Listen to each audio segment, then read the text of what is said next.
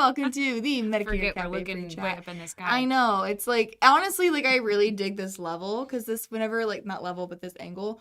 Oh, yeah. Because, let me make sure. Okay, we do have a microphone. Because whenever you have this angle, like, you don't get on my chins. Mm-hmm. I'm so pretty. So good morning, everybody. Welcome to the Free Chat, where you have your hosts. My name is Olivia Richardson. And I'm Kari Vogt. And we are here just to log on a few minutes early to answer any burning questions you may have had since our last episode. And so our last episode, we talked about, like, Medicare Advantage. Yeah. So what I wanted to do this week was I wanted to go into, like, in some ancillary products, but, like, life gets in the way, right? You come up with a plan, and then everybody's just like, ha, that's funny, that's cute that you thought you could stick to a plan. We can't not talk about compliance. We have to talk about compliance, and we're getting a ton of really great questions about compliance and, like, what's going on. So there is, like, a really great thing and a really awful thing going on with, like, the ability to, like, share news and, like, communicate and, like, these Facebook groups, these forums, things like that. The great news is that, like, you get to hear news as it happens now. Yeah. Like, you know what I mean? Like, there's so many ways to get information and digest information that, like, a lot of the compliance stuff we're going to go into today isn't going to be news to anybody. Right.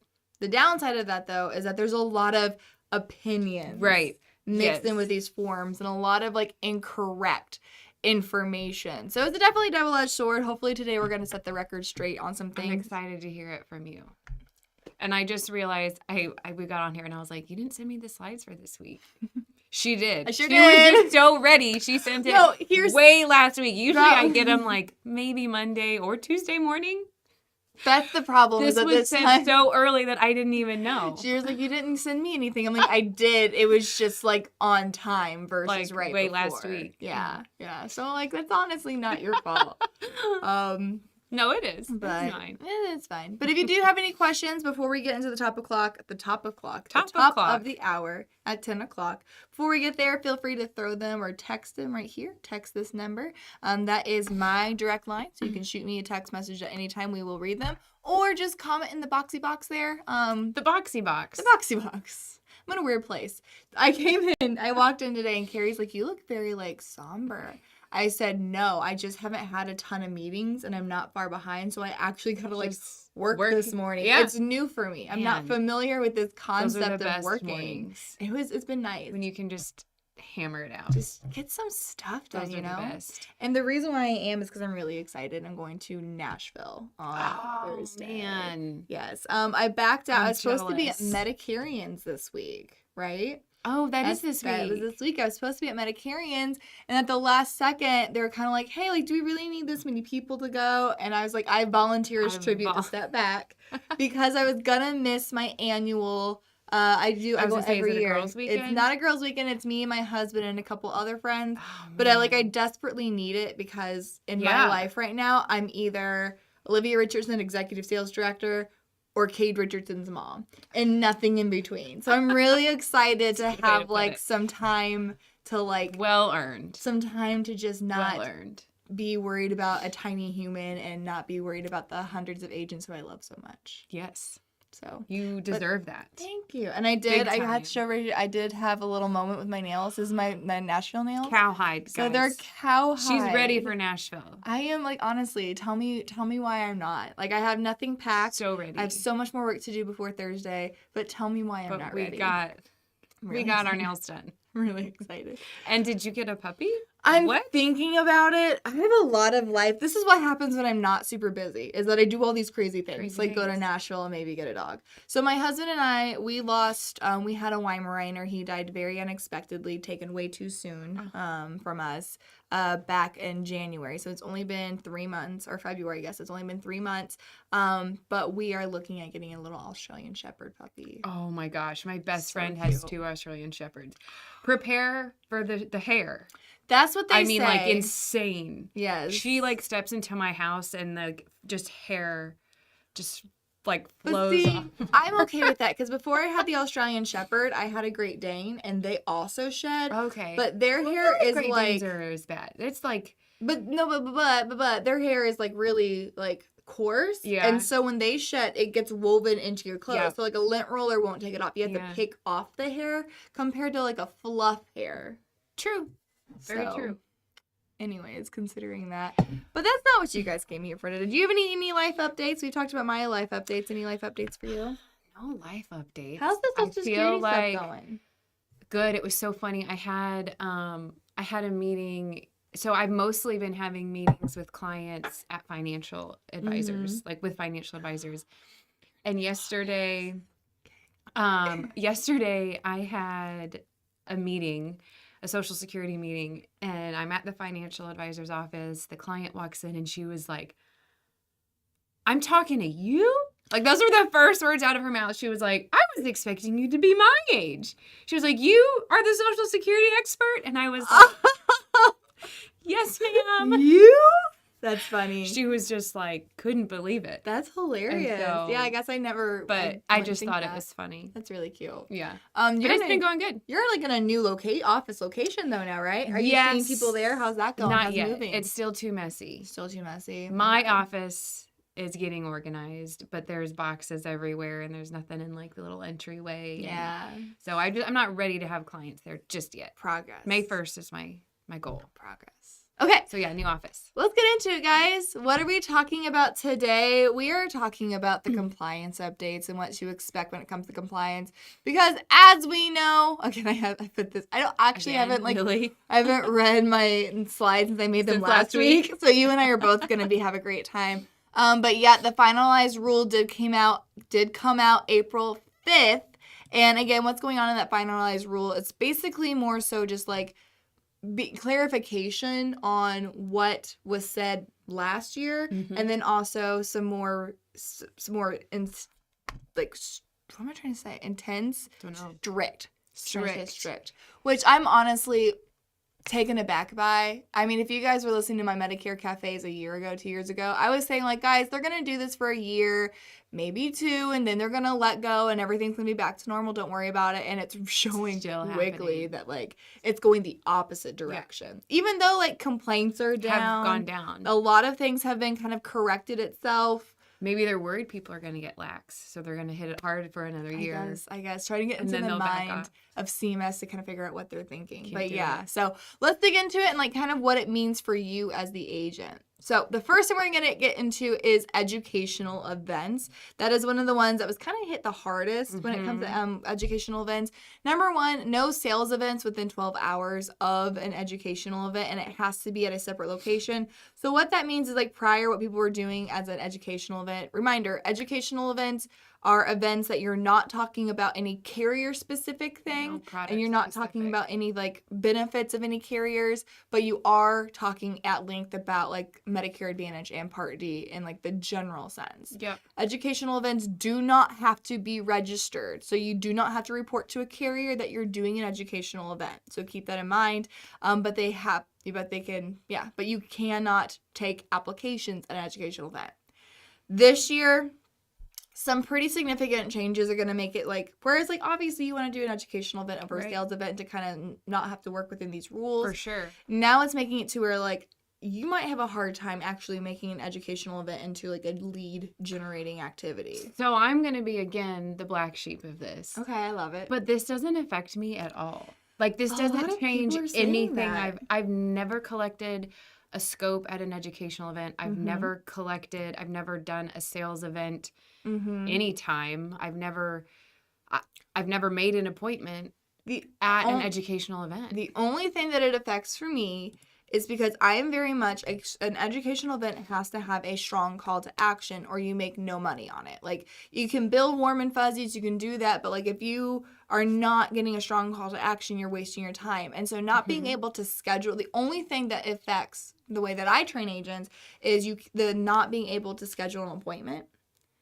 That one is problematic, in my opinion, because, like, why else would you be there? You cannot pass out business cards at educational events, but you can make them available. Yeah. So your call to action cannot be make an appointment with me. Yeah. Your call to action can be grab my information. If you want me to call you, fill out this permission to contact form. So you can collect permission to contacts, but you cannot make an appointment. So your call to action will have to change slightly. I guess and maybe it's because so many of my educational events are at like, it's a lunch and learn for an organization or it's at a Rotary or...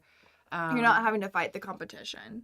Because like other people I don't know. And I guess I'm just not like, I don't know. Maybe I don't have a strong enough call to action. Well, I mean, it's working for you. It's just, something to keep in mind. Yeah. It's just like that now is I know my I call to can't if action. somebody wanted to set an appointment there. Yeah, you can't. So you can collect permission to contacts, but really that's kind of all you can do at an educational event, as well as like having your information available. Do you find most agents are hosting educational event, or do people actually host sales events? Depends. I just never hosted Yeah, it depends on the time of year. AEP time frame, it does pay to do a sales event, because not only will the carriers sponsor a lot of it and help with the cost, but like ANOC, we have a lot of agents that'll do ANOC meetings.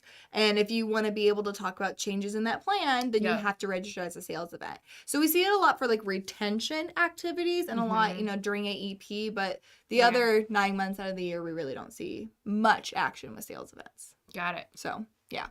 The next big compliance update we need to talk about is marketing materials. Really shouldn't affect the average agent very often, because most of your marketing materials shouldn't be talking. It's always been not compliant for an agent to put like marketing information or like plan information on a marketing material. So like as an agent, you shouldn't say I have $0 plans available or plans with up to $3,000 in dental benefits, because you can't be talking about specific carrier stuff, and that carrier needs to approve those pieces. So bring that slide back up.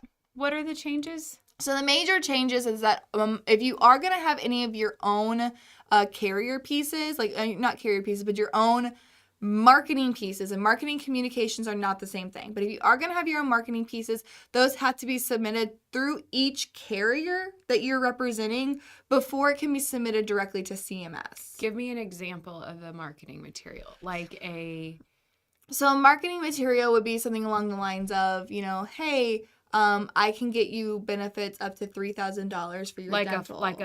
A flyer, dollar amount, a flyer, I'm mailing. Cards, was it like any advertising, Facebook. Billboards, radio, anything that mentions like carrier specific information. Now, even if you say $0 premium, that could be tied to certain carriers. Right. So what we try to do is make sure like we keep it to where you're not mentioning carrier specific or not mentioning benefit specific things, and keeping it to communication of things is like making people aware of it. So that'd be like making people aware that it's annual enrollment period, or making people aware of special election periods. That's communication. And so those communications, they don't I can have to post on Facebook. Rules. I don't have to do any of that stuff. Just keep benefit information, benefit details out of it. Got it. As generic as $0 premium. Keep that out of your marketing, and you'll be okay. Okay. But just keep that in mind. And I guess must say, and if you are gonna have like Part B give back information or $0 premium information, you will have to put on there what plans include that in the area, and you have to only make sure like you have to specifically say I'm talking about this plan. So I have a question. So just don't do that, honestly. But this isn't, I guess, marketing. Maybe this goes back to the educational. But like when I'm hosting an event and I'm going over the pathways, you can't not talk, like I give ballpark costs. Like, is that appropriate? I mean, I'll say, if you're a 65-year-old female, a Medicare supplement is going to cost around $140, $150, depending upon the carrier you go with. When I talk about Advantage, I'm like, it depends on your area. Some plans have low to no premiums. I would say, and be careful to say no premium. You cannot say no premium. Okay. But you can say $0 premium in those cases. But as long as you're saying that you're keeping it very general, of being like an idea, like these plans saying oftentimes these premiums are low or sometimes they're $0. Okay. Like as long as you're like sometimes like keeping it very much just like I try to keep it. It's all about intent. Generic. It's all about intent. If you can prove that if you're not talking about a particular plan by using the language like some can include this, and keeping again like the benefits of like the dental, the vision, hearing very generic. Yeah. Can range from $0 to $100. You know what I mean? Like keeping it very generic. It's all about can you prove your intent for that. Okay. So just making sure I'm good. Yeah. Great question. The next big compliance update is the Medicare name, marks, and logo. So again, this has always been a rule that they're just doing some more clarification on, talking about making sure that you cannot be confused with the government entity of being associated with Medicare. Yeah. And so that's been like a rule for forever. You cannot confuse people that you're on Medicare, but now they're basically strengthening that. Two major things that's going on. If Medicare is in your agency name, or in your agency branding, you need to have that changed before October 1st. So we make Medicare Easy's gone? Maybe. Or still. So that's actually, so again, for your organization, your company's name is Senior Benefit Services. However, you have a tagline that's called We Make Medicare Easy. Taglines are not, it's gray right now. Yeah, okay. Tagline is branding right now. So we don't, so taglines are in the gray area. So we're still kind of getting some feedback from carriers, but the carriers like Humana and Anthem and them, they're already announcing how they're doing audits of their agencies' names. So that if you do have Medicare in the name, that's going to be problematic, or anything that's external. So like if your website is Medicare Solutions or Medicare Answers, if your domain name, if your agency name, if your that's just huge product for names, so many people, I feel like. That's going to be pretty intense. Have you looked at all the agents you work with? We like see how many people are affected by this? So many. So many that are affected. So many. I'd say at least maybe 30% of our agents. What will are be you affected helping by them? this. Like what I mean, it's what gonna do you even... the biggest thing is gonna be like you guys may need to be filing DBAs, doing business as if you're an LLC or an S corp, because you need to make sure that the name that you're presenting to carriers or the name that you're presenting to consumers does not have the word Medicare there. Yeah.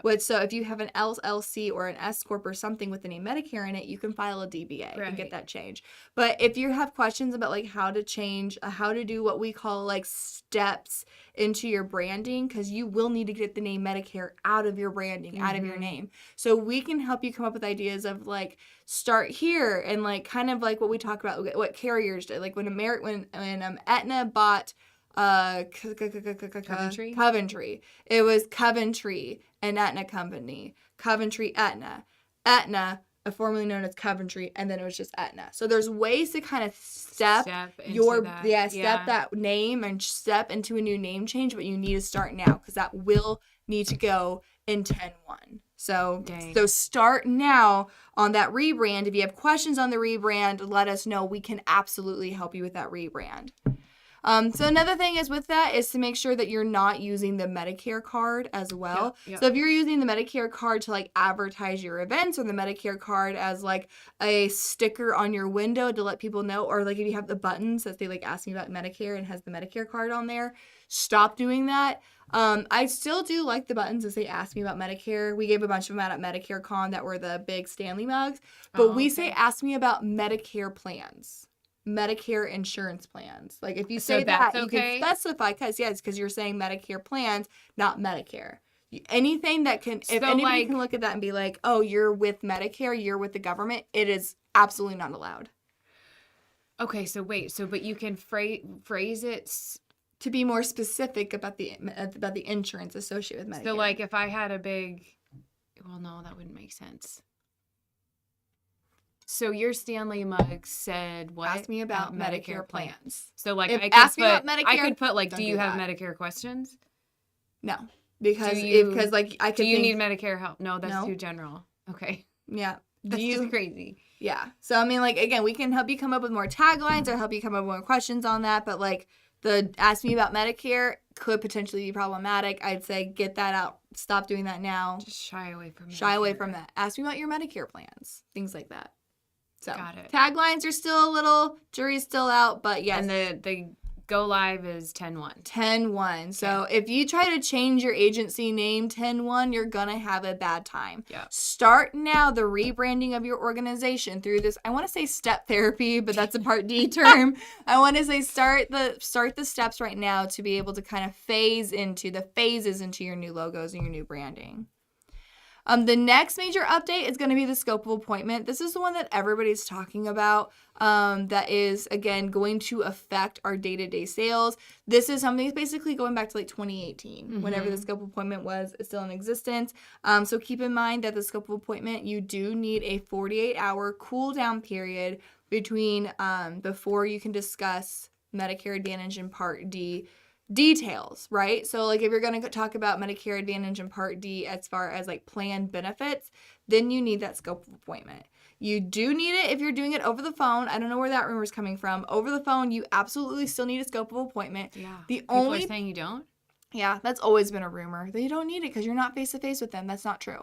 The only time you really don't need a scope of appointment at all, that you don't need a scope of appointment at all, is if they are doing a self-enrollment through like a personal URL. Oh, okay. So like their Medicare Center or something like that, whenever they get their hands on one of your links, if you are not discussing benefits at all with that client, but they use your Pearl to enroll into a plan, you don't need a scope of appointment for that. Because you never actually discussed the benefits with them. So I had some like kind of like emergent clients this week that I was thinking about, okay, fast forward, if this was in October, would I be okay? So 2 people called me on Monday saying their employer basically told them your mandatory retirement, you only have coverage till the end of the month. Mm-hmm. And so like she called me Monday, we're meeting on Wednesday, but so I still would have had time before 5/1. If it's way between 4 days. So, like, if, like, how many days are in? What month are you? So, basically, she had 7 days. She had 7 days. Then you would have needed to do that. You would have needed to have a scope of appointment. Within 48 hours. The exception to that is, again, when they know if they're 4 days within their election period. So, if it's January 30th and they need a February 1st effective date, you don't have to wait the 48 hours. And you can just... but like also as just a safety net, I could have put walk-in, right?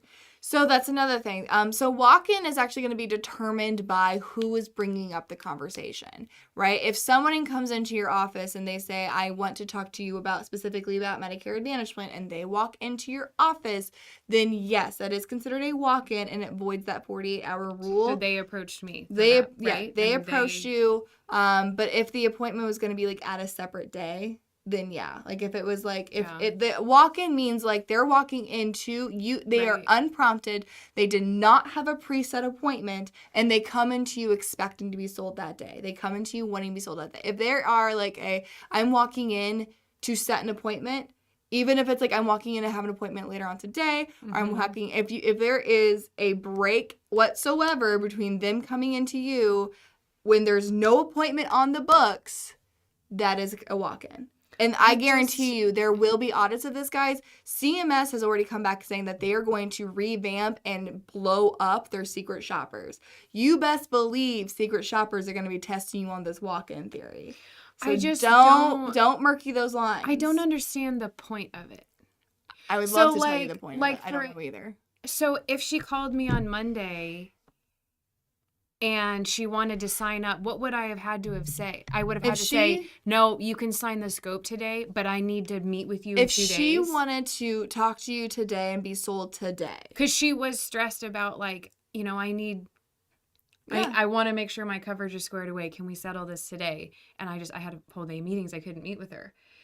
And so then in that situation, I would have had to have said, no, we can sign the scope today, and I have to meet with you in 2 days. If you wanted to be 100% compliant, yeah. Because if there's any break, if she like was walking to you in front of you, you were right there, and there is no prior appointment. The second that you set a time, scope appointment, 48 hours. Yeah, that's crazy. Yeah. So good questions, but again, like I would be this year. Guys, again, CMS has already said they're gonna do tons of audits this year, and secret shoppers are back with a vengeance. So keep that in mind. We did get a question, and somebody said that the live stream stopped. Oh, no. And it did. It's not on? No.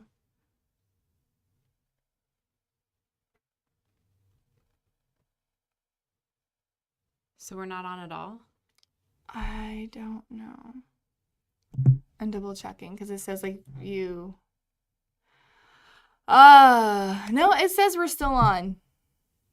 It says we're still on. Okay. Well, we'll try. If not, the recording will be available after the fact. So we're going to keep on rolling. You are on, Tom said. Okay, thank you. Question that we did get was asking about, can we still use branded items like this? So he was referring to the CMS pieces.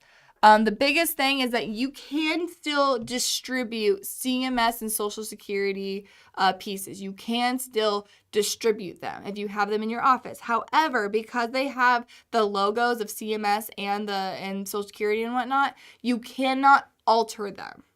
You cannot like highlight them, circle them, mark them up, and then give them to somebody. You cannot staple your business card or attach your business card or put your information on there. You cannot alter this at all if it has those logos on there. So you can still distribute, you just can't alter them.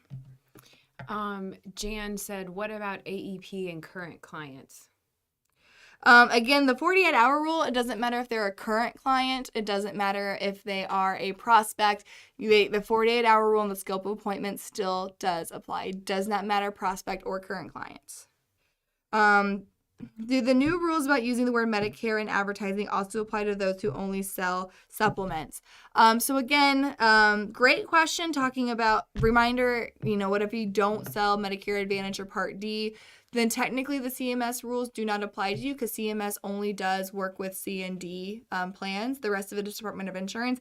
However, I cannot imagine selling a Medicare supplement without offering Part D plans. Right. So like if you are doing that, let's talk, because I can't imagine you're going to be able to do that much longer because people are looking for full service shops.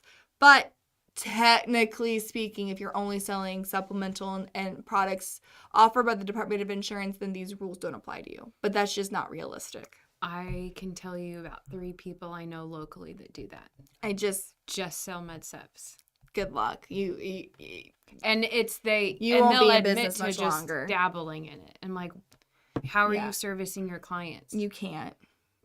When you are licensed with like 2 carriers, okay, and you only sell they MedSeps. can still hear us. Good. Okay, sorry. Good deal, guys. Woo! Okay, so again, that is the rules when it comes to, again, the scope of appointments. If you do have any more questions on that, let us know. I also will let you guys know, we do have a webinar on the 27th where our compliance officer will come on screen and actually talk about these rules as well. So this is kind of like the light version. If you need more clarification than this, let us know.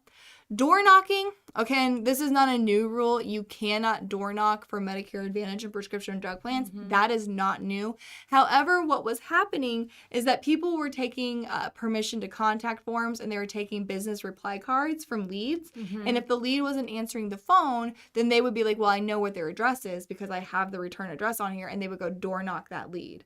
Cannot do that. You cannot door knock business reply cards. So if you get a business reply cards or permission to contact, unless specifically told differently, those can only be contacted via telephone. You cannot door knock those. Are there any restrictions about, let's say they send back a business reply card, you call, they're not answering, can you send them like a letter? What it says is that what it specifically says is no door to door. So a letter would be fine, right? Based on these, as long as you have your disclaimers on there. As long as you have all the disclaimers and you can even say like how you got their information, I don't see an issue with that. Okay. But just do not door knock those. Yep. Keep that in mind. And then again, like we said, a business reply, the lead is not an invitation to door knock. A couple more things on here. A good news, is the call recording stuff. Keeping in mind that now we know that disclaimers. Okay, so the call recording. Yeah, the disclaimer change. Let's get into that. Why is this not going away? Why is this ramping up? Good news is that call recordings only need to be sales calls. If you're going to do an appointment over the phone or any appointment or like marketing related activity over the phone, so your cold calls, you're following up on leads, things like that, those need to be recorded, but your servicing calls do not. So how does that change you very many things that you're doing? Maybe not, but not all calls need to be recorded. Mm-hmm. So that's an improvement. Disclaimer's like twice as long. The disclaimer's like twice as long. You now have to list like how many plans you service in that area and what companies you service in that area. You have to represent, this is how many are available. This is how many I represent. So the disclaimer did get still said within the first minute. Longer. But keep in mind, that disclaimer when it's talking about this is how many carriers I represent. Only for a sales. It's only the sales, only during the sale. And that's on not the call. Phone. No, it's before, it's the first minute within any appointment, whether so you're that face-to-face. changed. So no, that's always been the case. The first disclaimer was face to face. Yes. No way. Yes, that's always been the case. Any disclaimer, but it's only within like the disclaimer has to be set in the first 60 seconds of every appointment. Not every phone call, not every interaction, of every appointment. So the disclaimer did get longer, but it is basically like, I represent 5 out of 8 plans available in your area. The disclaimer now also says that you have to mention SHIP resources. State health insurance. The state health insurance program. So you do now have to cite SHIP. In addition to Medicare.gov, you have to cite SHIP as a option for them to receive those that help as well. But again, that's not just on phone calls. That's on every appointment not every appointment, but before a sales appointment begins, you do have to say the disclaimer. So like if somebody's calling in having a question on their plans, or somebody's calling and has a question on, trying to set an appointment, you don't have to do it then. Just before you start doing sales activities. Okay. Not a fan of that. I'm not either. That's going to be really, really frustrating for sure. And then the last one, just double checking. Here's a message. I had a secret shopper once for doing a kiosk for UHC, and they lied about what they said, which I never say, and had to take classes. With more secret shoppers, how do I protect myself? The biggest thing because again, that happens. Secret shoppers are trained to find agents who are dupe batters, and like, a lot of those people are like, I love the drama, so let me talk about everything they did wrong. So with that being said, the only thing that you can do is document everything. When you have a sales booth, take pictures of it and put exactly, and like note what exactly you had at that booth. When you do a presentation, record the sales presentation. If you're going to be in front of a room with an audience, record it and keep it on file so you can show exactly what you said during that presentation. Making sure that you not stick to a script. Like sales, I don't like booths. I'll be the first to say I don't like sales. They're called informal sales events. I don't like them. I don't think they're worth the time, honestly, quite frankly. But just making sure that you record everything. Medicare Center now, like one thing I would do at those is like Medicare Center does have a way for you to record face-to-face appointments as well now too. If you're going to do a booth, I would recommend recording those conversations because I do think that those are, but make sure that you like, make sure they know that this is being recorded. You want to make sure you stay TPMO compliant and things like that. But there's a lot. Again, it's just document, being able to prove that you are not threatening to break hips in exchange for signatures.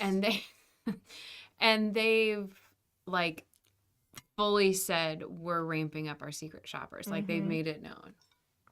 CMS cut the program back in 2019. Yeah. There have not been secret shoppers employed by CMS in 2019 until last year. Last year, CMS brought back the secret shoppers program, and they've said they're going to continue to invest in that program. Yep. Yay! Yay! The last again, going into the compliance, I accidentally doubled that. So the big thing with call recording is going to be that we don't have to record all calls, just sales and marketing calls. And then, of course, we have the new disclaimers to be adding as well. So that is the major updates going into. Phyllis asked a question, do agents have to do the disclaimer if working at a booth? If you are doing a registered informal sales event and you're going to be going over carrier-specific information with the consumer, then yes, that is considered a sales appointment because you are at a registered sales booth. So yes, you would need to say the disclaimer there as well because they're assuming that every person coming up to you is a sales appointment because you're registering as a sales booth. Again, I am not a fan of informal sales events. I don't like them. I see the value in them, but they're a huge time suck and in my experience, haven't seen a lot of applications come from them. Hot take. I think the worst for me is the disclaimer. The disclaimer is going to be rough. It was annoying before, and now it just got worse. But, it's nice to be like, this is something we have to do. As long as you can make it conversational with your client, as long as it gets said, and that you can prove that it was said. Honestly, on those CYA forms we probably need to have a box in there. I was like, I acknowledge the disclaimer. I acknowledge that so you can prove that you said the disclaimer. That's a good idea. Yeah. I'm honestly surprised that more carriers good haven't idea. updated their scope of appointments to do that. Yeah, because they haven't. Most scope appointments do not have the verbiage on there. I don't know why. We should do that. So, but yeah, we have a CYA form. It's on our website, smsteam.net. Go to the AEP or MAPD toolkit. We call it the Medicare Advantage and Medicare Supplement Assessment form. Internally, we know as the Cover Your Assets form. But I will talk to marketing about getting that. Like I attest that I understand and heard the disclaimer. Yeah. We need to add that on there. I'll get that on there. I'm on it. Actually, Ben, you're listening. Ben, go talk to marketing. Send me an email reminder. I will forget. Send me an email reminder to do that too. Do agents, so they should secret shop the telemarketing companies. It's not the test who are causing issues. Yeah. So it's not field agents for the most part. It's not field agents. Like I said, I have talked to several field agents that are representing some of the problem. So keep that in mind. A lot of call centers, guys, also keep in mind, a lot of call centers, Chaylin, our compliance officer, and I had a conversation about it, that a lot of call centers, the big ones, are actually signing contracts to become the call center on behalf of some of these carriers. So they're now going to be able to follow the carrier rules, less so the call center rules, because they're now the carrier. That's too sneaky. Center. So but then they'd have to say they represent that carrier. That's exactly right. Because now that instead of being able to represent everybody, they only represent United Healthcare. But I can tell you from experience, most call centers were not calling and figuring out what was the best plan for that person. They were enrolling in one carrier anyways because it was quicker.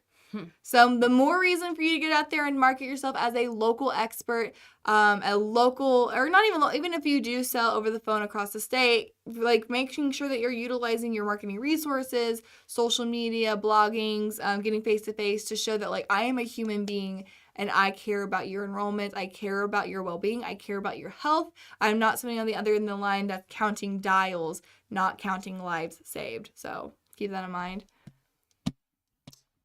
Phyllis says she agrees with me on the value of booth work. Again, informal sales events.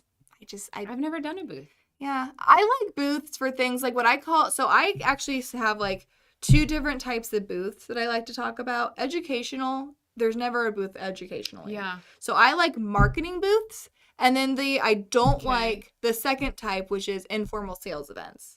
I like marketing booths because you're promoting your agency, you're promoting your brand. You don't have carrier-specific things, at least for the Medicare Advantage Part D side. I do like having like the Mutual of Omaha pieces there, brochures for other carriers, things like that. Just keep MAPD and PDP branding off of that booth, because then you need to register it. But at these booths, like for like senior centers or just these events that you're going to, focus on branding yourself. And it's a marketing event. CMS doesn't like bother those at all. Just don't sell anything at those events. Your goal shouldn't be to take applications there. It should be to grow your branding and to set appointments. The minute that you get CMS involved is whenever the rules become rough. What setting would you even have a sales booth? I guess if it was just like a big senior. A lot of people will have sales booths at like Walmarts. They'll have them at pharmacies and things like that. And the idea is that like people will come to your booth and will like want to take an application there. So it does nothing to build your brand, because you're there to represent a carrier. You're not doing anything to build your agency there.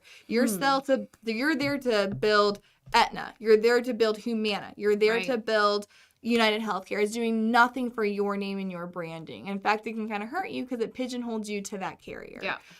So I do not like them. But I've never done them, but I don't like them. Yeah. It's if you are brand new and you are looking for any avenue to get a new client, they can be helpful for brand new people, because you haven't built something yet. You haven't built a client base, a branding, a name, a legacy. So it's good for somebody who's maybe in the first, maybe second year of doing them. Beyond that, you don't need them. Got it. So, okay. Any other questions? Let me go to the text line. I not see anything on the text. Can we read and provide a paper that has a disclaimer form if they have to sign for our records? That's kind of what I was talking about with the CYA forms. Yeah, you still have to make sure that you have to be able to prove or make sure that they have heard or that they have been presented with the disclaimer, right? I think like the delivery method may be different, but like you can't send them the disclaimer and then have the appointment the day later. It does have to be done and acknowledged within the first 60 seconds of the sales appointment. But I think there's a lot of different ways that you can do that. I think it's a good idea. Do PDPs, do PDPs get included on the disclosure calculation of how many plans you represent? Oh, interesting. Dean, that's a really, really, really good question. I don't have the answer to that. Let me talk to my compliance officer, Chaylin, and I will see if like, hey, because it was specifically like I represent this many MA carriers, this many PDP carriers. I will find that out, Dean. I don't know the answer. That's a very good question. I'll post it on the Medicare Cafe. Surely we don't have to separate it out. Girl, I would hope not. I but really like, hope not. None of this stuff makes sense to me. So like, who knows? More to come. We're now getting like carriers' interpretations of this, and then they're letting us know their interpretation. So there are more things coming out weekly, if not daily. We will one more text. Yeah, we will let you know kind of where it come out. So how will you know how many plans you rep versus how many plans are available? Essentially, you'll just have to go to like Medicare.gov or Medicare Center and make sure you have all plans representation there and like count out. This is how many plans I have. This is how many plans are available. Or you can also go to the CMS landscapes. That was probably what I would recommend. That'd be the most accurate. Go to the CMS landscapes and look at that county and see how many plans you represent out of how many plans available in that county. Not a fan. No. Again, who does this help? No, I don't know. I don't know. And again, he says, really I'm licensed in all states. The biggest thing is for that consumer.